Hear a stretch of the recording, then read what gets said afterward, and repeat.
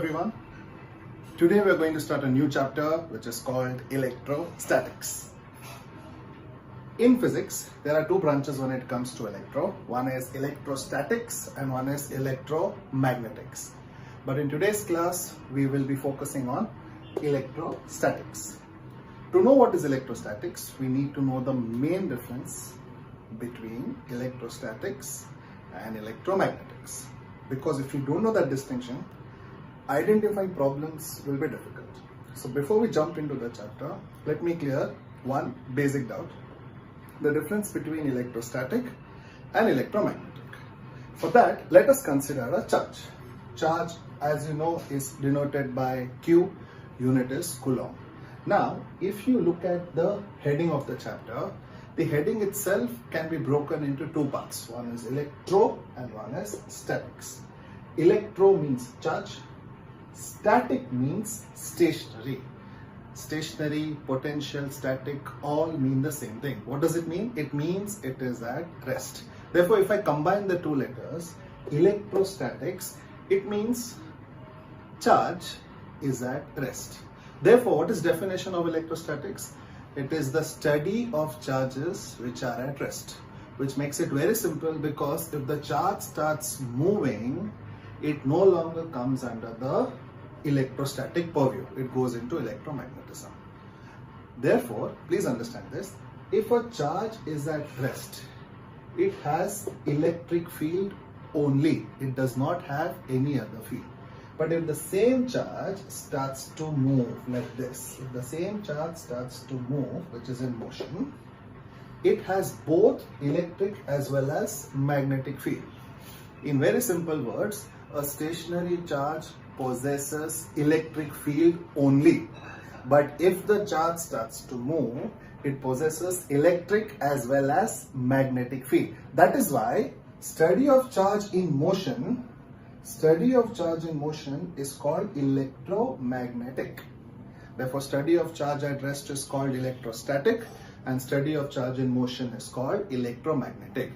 If, however, I try to stop this charge will come back to rest, magnetic field will go away. Very important statement. If charge comes back to rest, magnetic field goes away. And in a very brilliant way to summarize, a stationary charge has zero magnetic field. A stationary charge has electric field only, and that is what we are going to study in electrostatics. Therefore, electrostatics does not have to do anything with moving charge. Electrostatics does not have to do anything with magnetic field. Therefore, we are studying pure stationary charge, and since it is a pure stationary charge, we will not be dealing with magnetic, we will be dealing only with electric field. This is the core concept of electrostatic. Thank you.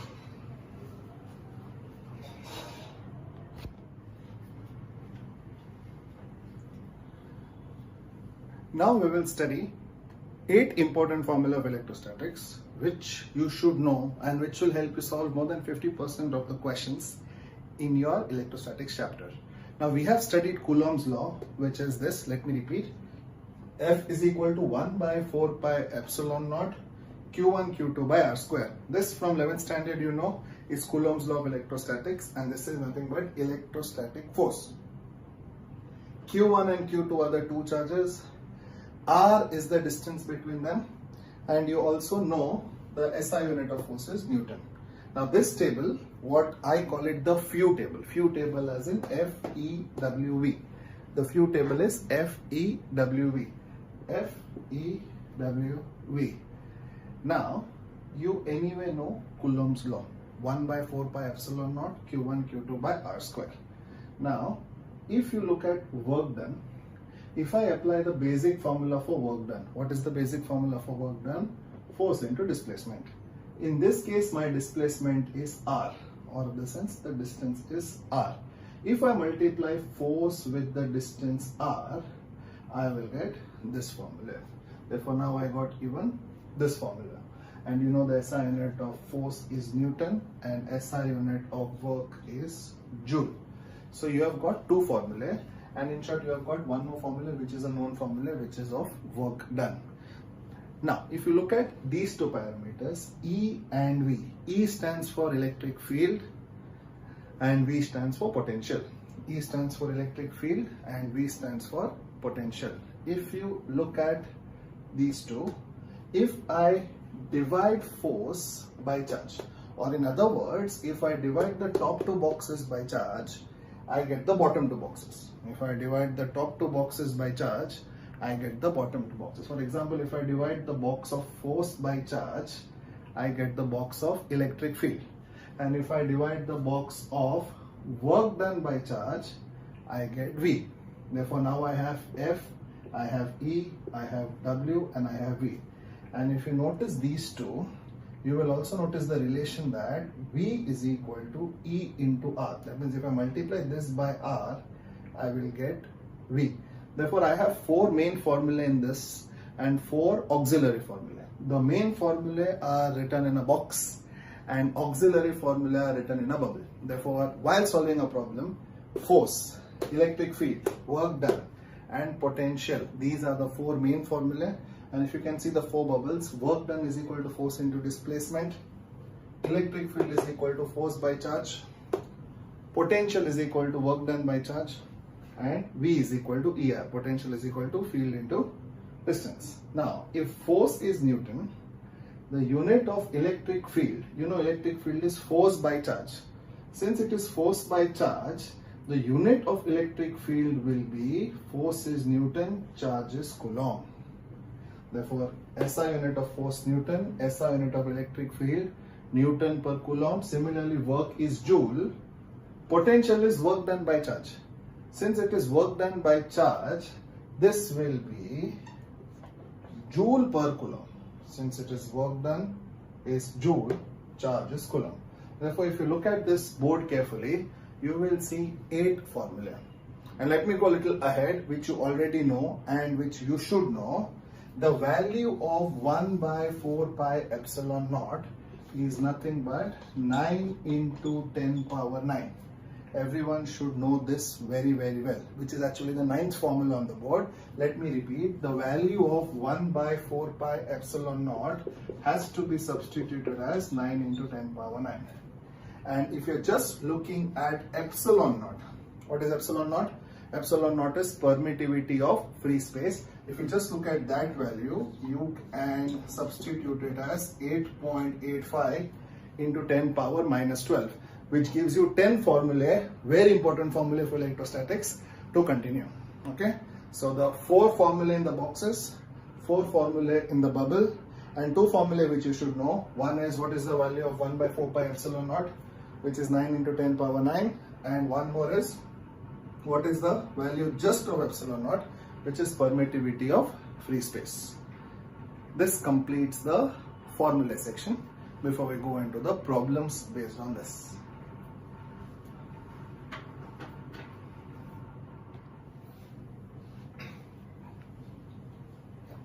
Now we have studied what is electrostatics, what are the basic 10 formulae for electrostatics. Let us continue.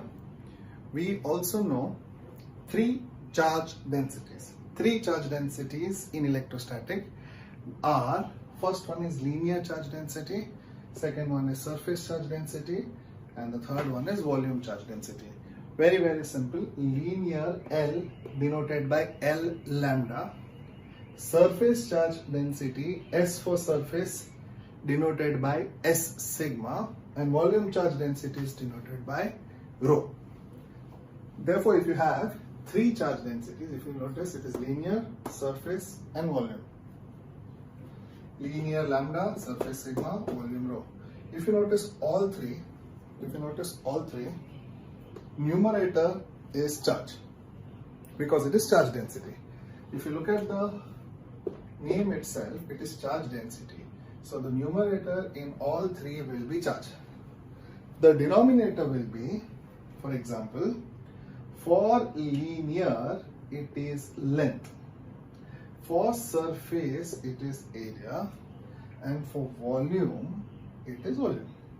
Therefore, if I ask you what is charge density, you should be able to answer linear charge density is charge by length, surface charge density is charge by area, and volume charge density is charge by volume. Since it is charge by length, the unit becomes Coulomb per meter. Since this is charge per area, it becomes Coulomb per meter square. And since this is charge per volume, it becomes Coulomb per meter cube. Therefore, unit of linear charge density is Coulomb per meter.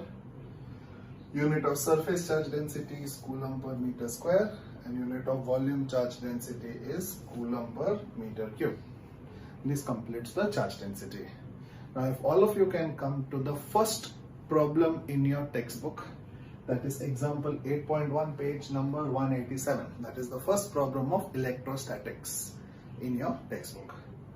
Before I start that problem, let me tell you one thing about electric field. Do you know what is the formula of electric field? That is 1 by 4 pi epsilon naught q by r square. We anyway know it. But there is one important point you need to know from board's perspective as well as from entrance exam perspective. That is JEE, NEET, MHT-CET. Electric field inside any charged conductor is always zero. I'll repeat, you take any 3D object and you want to find electric field inside that object. Answer is always zero. Electric field inside any object is always zero. Also, if I make a cavity, if I drill a cavity, electric field in that cavity is also zero. Okay, let me repeat. Electric field inside a charged conductor is zero, and electric field inside a cavity is also zero. Now, keeping that in mind, the first problem that you have is they have given you radius of a sphere which is 10 centimeter. In that radius 10 centimeter, I convert into meter because always a good habit to convert into SI unit. Therefore, it is 0.1 meter. That is 10 into 10 power minus 2. They are given the charge of 1 microcoulomb. 1 microcoulomb is 10 power minus 6 coulomb because micro is 10 power minus 6. So they have given this data and they have asked you three things. In all three things, if you notice, they have asked you what is electric field. Now keep in mind, there is a sphere whose radius is 0.1. Now electric field inside this sphere will always be zero. But the first thing that they have asked is what is the electric field at a distance of 30 centimeter or 0.3 meter. Now think about it.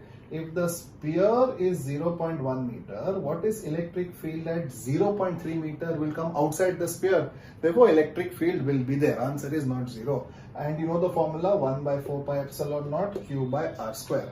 And you know 1 by 4 pi epsilon naught value is 9 into 10 power 9. Charge is given as 10 power minus 6. Distance they have given 30 centimeter, that is 0.3 meter square. If I substitute, I will get the answer. Please remember the unit, it is force upon charge. So the first part of the problem is done. Second they are asking is what is electric field on the surface. Look at the board. On the surface from the center. On the surface from the center is nothing but radius. And you know radius is given as 0.1 meter. Therefore, the second case they have asked what is on the surface. You know the formula 1 by 4 pi epsilon naught q by r square. This is again 9 into 10 power 9. Q is again 10 power minus 6. And this time the distance is same as the radius, which is 0.1. Therefore, your answer will be 9 into 10 power 5. And the third case they have asked you what is the electric field at a distance of 5 centimeter from the center. Now if you look at the center, 5 centimeter from the center is still within the sphere because the sphere is of 10 centimeter radius. Therefore, from the center, if I go 5 centimeter, I am still inside the sphere. I have not come outside the sphere. And as I told you, electric field inside any charged conductor or charged object is always zero. Therefore, don't go to simplified. Electric field answer is directly zero. If you are still wondering why it is zero, please look at the question. If radius is 10, therefore, if the distance is less than the radius, in very simple words, then the answer is 0. The distance has to be equal to or greater than the radius for you to start solving. Otherwise, you can directly tell the answer is 0. This will be very helpful in MCQs when you do your entrance exams, where the electric field is asked, and if you come to know it is inside, answer is always 0. What will happen to potential, that we'll see in the next problems, but I hope this problem should be very, very clear. Okay, then we go to the next problem.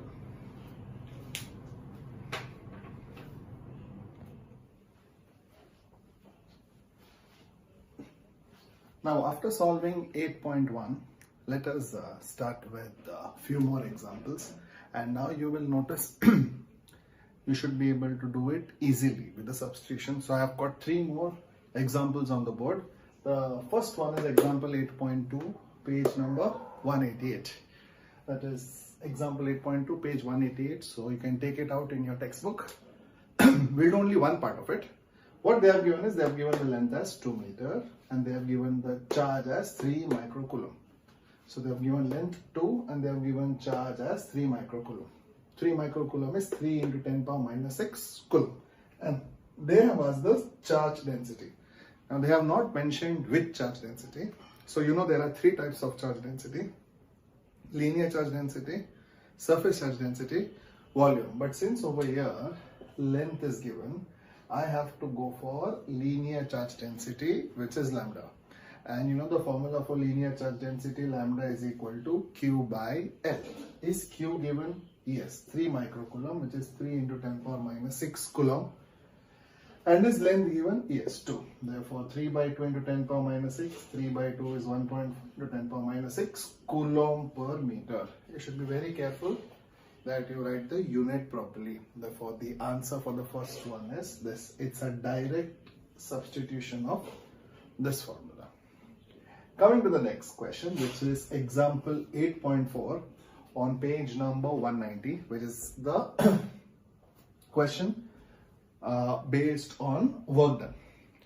What they have given is, they have given the potential as 4 into 10 power 5 and they have given the charge as 3 microcoulomb. 3 microcoulomb is 3 into 10 power minus 6 coulomb. Now they have asked 2 things in the questions. If you look at the question, they have asked 2 things. First of all, what is the work done? And second one, does it depend on the path? Let us go one by one. First thing they have asked us is, what is the work done in bringing the point from infinity to the point A? You know from our table view, FEWV, we know that V is equal to W by Q. Therefore, the direct formula is W is BQ or QV. Now, is Q given in the question? Yes, 3 microcoulomb. Is V given in the question? Yes, 4 into 10 power 5. Therefore, W is equal to QV. Therefore, W is equal to Q into V. It's direct. Therefore, work done is 1.2 joule. Next one they have asked, does this work done depend on the path? Answer is no. In the textbook, if you see, they have just given answer no. They have written work done does not depend on path. You should know work done is a scalar quantity. And scalar quantities do not depend on the path. Only vector quantities depend on path. Therefore, in short, they are checking your ability to distinguish whether work done is a scalar or a vector. Now, in this case, does work done depend on path? In other ways of saying it, they are asking you, does work done depend, or is work a scalar quantity or a vector quantity? You know work done is a scalar quantity. Therefore, work done, does it depend on the path? Answer is no, because it is a scalar quantity. So we have finished 2 examples from the textbook. Let us go to the next one, which is the immediate next one. We have done 8.4. Let us start with example 8.5, which is again on the same page, immediately below 8.4. In that question, if you notice, again it is potential and work. It's the same thing. Here also work done and charge is given, work done, charge, potential. In this question also, work done, charge and potential is given. But the only twist is, instead of potential, they have given you potential difference. Instead of potential, they have given you potential difference. Therefore, when potential difference is given, instead of potential, you have to substitute it as potential difference, which is very easy. Let me show it on the board. They have told that the work done is 120 joule. Charge is 6 coulomb. and the potential of 10 volt to another place where potential is V, find V. Means I have to find one more V. Therefore, I know my work done, I know my charge, and let potential of point A be 10 and potential of point B I don't know. Therefore, this data is given, work done is given in the question if you look at it carefully. Charge also is given in the question if you look at it carefully. One potential is given 10 volt. I have to find the other potential. So potential which they have given, let me take it as VA. The potential which I don't know, let me take it as VB. Therefore, what is potential difference? Potential difference is VB minus VA. But the formula, if you notice, potential is equal to work upon charge. Same thing for the previous example, potential is equal to work done upon charge. Over here too, potential difference is equal to work done upon charge. That's the only difference between this question and this question. Here it is potential, here it is potential difference. Therefore, potential difference is work done upon charge. VB, I have kept it as V. VA, we have taken it as 10. W and Q, both are given. Therefore, if I substitute this, I will get V equal to 30 volt, which is a direct question. So, we have completed 3 examples. Now, we'll go to the next topic.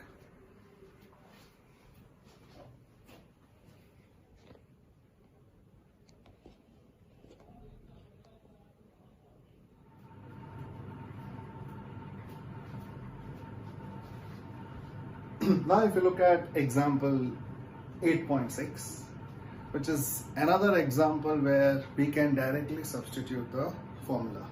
What they have given in example 8.6 is, if you can look at the textbook, example 8.6 they have given a wire is bent of radius 10 centimeter. 10 centimeter is nothing but 0.1 meter and charge is given. I have to find the potential at that point. I have to find the potential at that point where charge is also given, radius or the distance is also given. Now, I want to find V, Q and R is given. Now, from my table view, F, E, W, V, I can use the same formula over here. If you look at the formula, what will happen is V is equal to 1 by 4 pi epsilon naught Q by R. 1 by 4 pi epsilon naught is nothing but 9 into 10 power 9.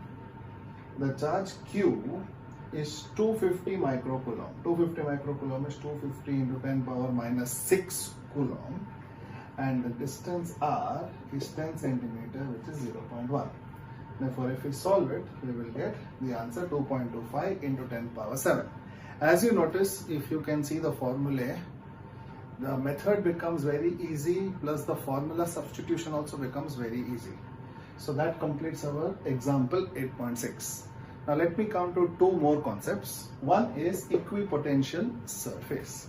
Now, as the side heading itself says, equipotential.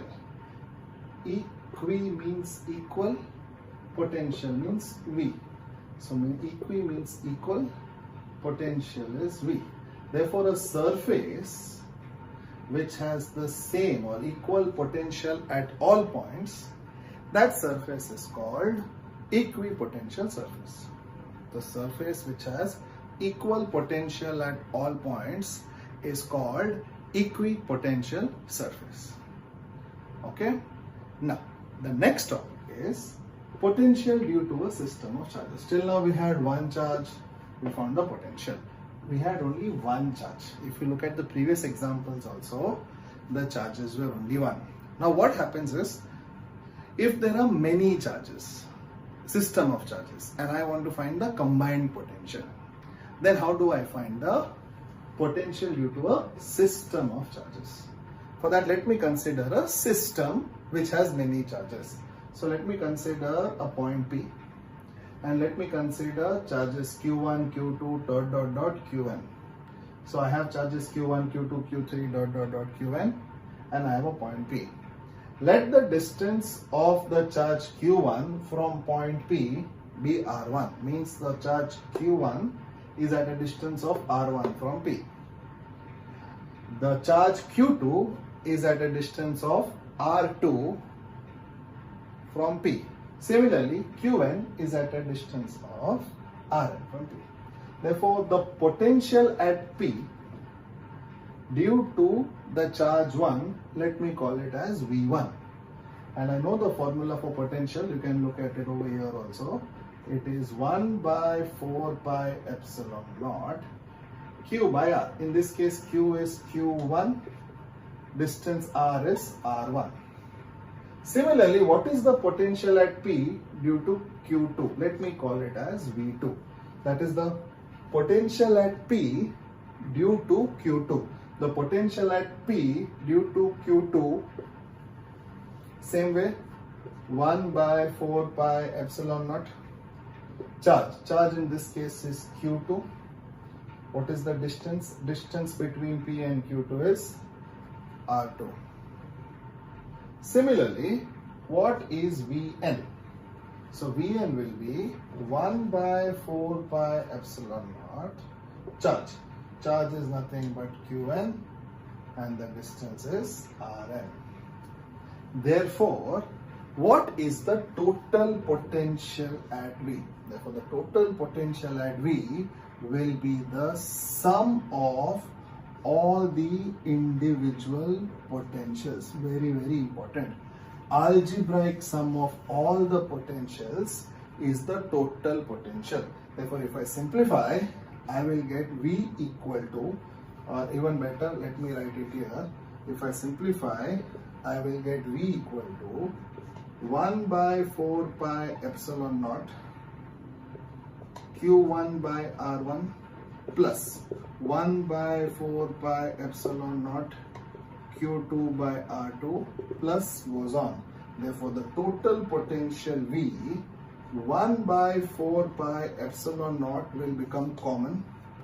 Inside the bracket, I have Q1 by R1 plus Q2 by R2 plus dot dot dot. This is how you find the total potential in a system of charges. This is the overall algebraic sum. That is V1 plus V2 plus dot dot dot Vn. And if you notice in V1, V2 and Vn, 1 by 4 pi epsilon naught is common. That will be taken outside, remaining you can solve.